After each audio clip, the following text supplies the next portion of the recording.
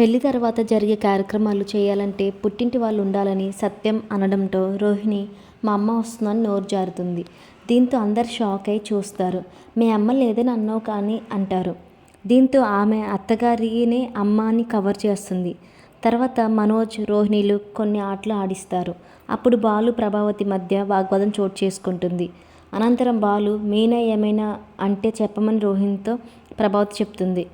అలాగే వాళ్ళ గురించి చెడుగా చెప్తుంది. ఇక మీనా తన భర్తతో ఆటలు ఆడినట్టు ఊహించుకుంటుంది. పూలదండల ఆర్డర్ వచ్చిందని మీనా బంధువులు పువ్వులు తీసుకుని వచ్చి ఇస్తారు. అప్పుడు బాలు వాళ్ళతో మంచిగా మాట్లాడి వెళ్ళిపోతాడు. అంతలోనే అక్కడకు రోహిణి వచ్చి వీళ్ళెవరని అడుగుతుంది.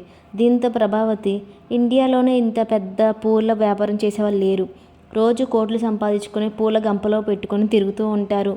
ఆ డ్రైవర్ గాడి పెళ్ళం పూలలోనే పుట్టి పెరిగింది కదా, ఆ బుద్ధులు ఎక్కడికి పోతాయి? వాళ్ళ అమ్మకు ఎక్కువ ఆర్డర్ వచ్చినప్పుడు ఈ అమ్మగారిని పంపిస్తే ఇంట్లో పని ఆపేసి ఆ పని మీద పడుతుంది అంటుంది.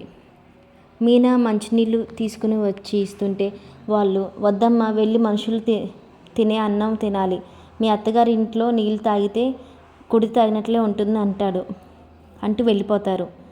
దీంతో మీనా బాధగా ఆ పూలదండలు కట్టేందుకు కూర్చుంటుంది. అప్పుడు ప్రభావతి కొన్ని పూలు పక్కన పెట్టు, నా కొడుక్కి కోడలికి శాంతిముహూర్తం చేయించాలి అంటుంది. దీంతో మీనా ఈ పూలు తీయడం కుదరదు అత్తయ్య, ఇవి మా పూలు అంటే ఎవరో ఆర్డర్ ఇస్తే తీసుకువచ్చిన పూలు, ఇందులోంచి తీయడం కుదరదని ఎదురు చెప్తుంది.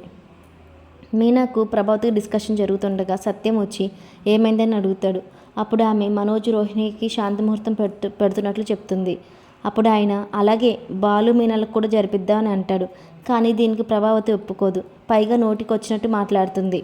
అప్పుడు బాధపడిన మీనా అత్తయ్య వదిలేయండి, బొమ్మల కొలువులో బొమ్మలా ఎప్పుడు రెడీ అయ్యి ఉండడం నాకు ఇష్టం ఉండదు అంటుంది. అప్పుడు సత్యం సర్ది చెప్తాడు. సరే మీనా మాత్రం తమకు శోభనం వద్దని తేల్చి చెప్పేస్తుంది. తర్వాత సత్యం ముందు పెళ్ళైన వాళ్ళని వదిలేసి వీళ్ళకి ఎలా శాంతి ముహూర్తం పెట్టిస్తామని అడుగుతాడు.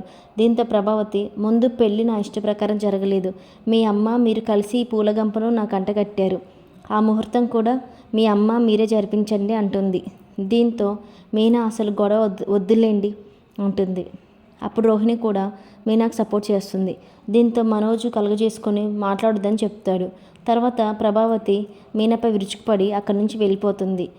ఫస్ట్ నైట్ కోసం అంతా రెడీ అనడంతో ప్రభావతి వచ్చి మీనాకు పాలు తీసుకుని రమ్మని చెప్తుంది. అప్పుడు ఆమె తెచ్చి ఇవ్వబోతుంటే కసురుకుంటుంది. అంతేకాదు తన చేతితోనే ఇస్తానని అంటుంది. తర్వాత శోభనం గదిలోకి మనోజ్ ఒకటి అడగాలి. ఆ పియ్య గాడు నాకు తెలియదు కానీ ఎందుకు చెప్పావు? వాడు అన్నిసార్లు కాల్ చేసింది నీకేనా? వాడి భార్య కాల్ చేసింది అన్నావు నిజమేనా? వాడు నాకు తెలీదు అన్నావు నిజమేనా అని అడుగుతాడు. దీంతో రోహిణి అప్పుడే నా మీద ఎంత డౌట్ వచ్చిందా అని ఎమోషనల్గా మాట్లాడుతూ అబద్ధాలు చెప్పేస్తుంది. బాలు ఆలస్యంగా ఇంటికి రావడంతో తండ్రి అతన్ని ప్రశ్నిస్తాడు. దీంతో సిటీ అవుట్స్కట్స్లో వెళ్ళాను అంటాడు. భోజనం కూడా అక్కడే తినేసి వచ్చాను అంటాడు. తర్వాత మీనా వచ్చి బాలు తనకు కాల్ చేసిన విషయం చెప్తుంది. అప్పుడు బాలు నేను తినేసిన విషయం కూడా మీనాకు తెలుసని చెప్తాడు. దీంతో సత్యం నీకు బాధ తెలిస్తే నాకు సంతోషమే అంటాడు. తర్వాత సుశీల సత్యం కలిసి బాలు మీనాల గురించి బాధపడతారు. అనంతరం బాలు వచ్చి తను ఆమ్లెట్ వేసి ఇవ్వమని మీనాని అడుగుతాడు. మీనా ఆమ్లెట్ వేసుకుని రమ్మని బాలు పైకి వెళ్ళి మందు తాగుతాడు.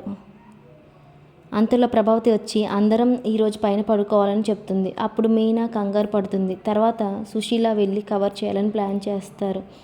వాళ్ళు అలా వెళ్ళగానే ప్రభావతి చేపలు తీసుకుని వస్తుంది. ఈ రోజుతో ఎపిసోడ్ ముగిసింది. Thank you so much for watching. Please subscribe our channel.